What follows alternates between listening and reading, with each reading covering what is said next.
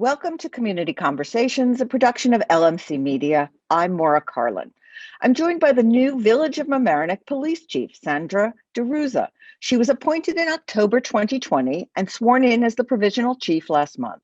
She's the first female police chief for the Village of Mamaroneck, only the fourth in Westchester, and right now the only woman serving right now. Thank you for joining us, Chief. You have been with the Mamaroneck Police Department a long time. What perspective or challenges does longevity give you? So it's definitely a benefit. I came on the force in 2004, so I've just completed 17 years here with the department, and I have had the opportunity to go through many of the different divisions within the department. I started out as a patrol officer. I then was with the Detective Bureau, where I handled domestic violence and youth cases.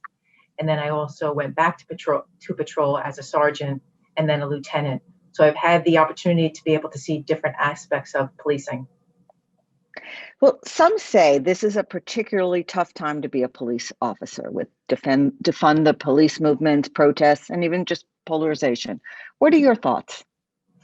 So unfortunately, I think it does come in waves where we're liked and then maybe not liked as much. And I think the tide is always kind of turning. I think that there is the defund the police is out there right now, but I look at it as more of a reimagining where we can allocate that funding to put it more towards training and opportunities like that to help with trust and transparency within the community. Maybe call it refund the police. Yeah. Or funding it differently. So what are some of your biggest challenges? So as you know, we're still dealing with the pandemic.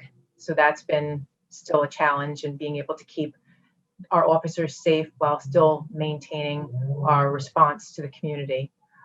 We're also working through Governor Cuomo's reform and reinvention mandate. So we have those changes on top of COVID, on top of a transition for me. So it's a lot right now, but, challenge sometimes is good. So, we're just going through it and doing the best we can. Can you just explain to people so they understand more what the governor's reform program is and what that means for the police department and for the community and how we should get involved? Sure. So part of the executive order that he put out in June of last year basically mandated that all police agencies take a look at their internal policies and procedures and to see which ways that they can improve that trust and transparency in the communities. So each municipality was able to form a committee made up of mostly residents or someone who has a stake in the community to come up with suggestions and recommendations to help improve their individual police departments. And then those recommendations would go to the board, and the board would then take a look at those recommendations and then put them to the governor's office, which recommendations they want to put forward. And where in the process are you now? So the committees and subcommittees have all met. We are in the process of giving those recommendations to the board. The board will be meeting next week to go through them to see which ones they want to support and present to the governor's office. Okay. I understand you have some new initiatives. Can you tell us about those? Sure. So even before the reform and reinvention, we already had a couple of things that we were already planning on doing. So a lot of it does involve training. So we are looking to get all of our officers trained in crisis intervention training. So that's basically dealing with people who may be in mental crisis. So every officer, our goal is to have every officer trained in that.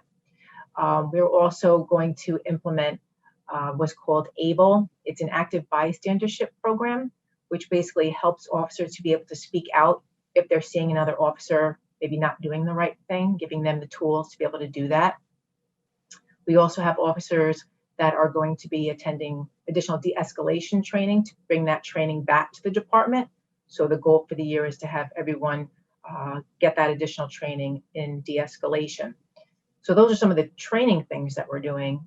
And then as part of some other initiatives, as you know, COVID has put a damper on a lot of things, But we have done Coffee with a Cop in the past. So if things change, we'd love to do that again. The annual day is usually around October 2nd or 3rd. So we would do that. And we also want to do more community engagement, community forums, whether they're topic specific or just Q&A type things. So if things don't open up the way we would like them to because of COVID, we would love to use this platform where we can have officers talk about specific topics, whether it's domestic violence, knowing their rights, things like that. So we're looking forward to having more of our officers out in the community speaking to community members. Thank you. You know, I mentioned at the outset that you are one of few female police chiefs in Westchester. Do you see yourself as a role model? Well, I think that puts a lot of additional pressure on somebody.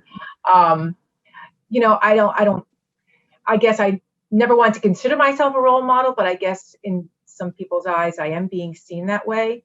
So again, there is a lot of pressure about that, that role. And, you know, I believe you do have to, knowing that, you have to, you know, always have the utmost integrity and, you know, always live up to those standards and live by, you know, your own moral compass.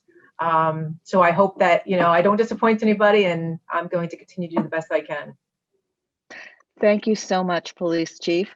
For LMC Media, I'm Maura Carlin. Thank you.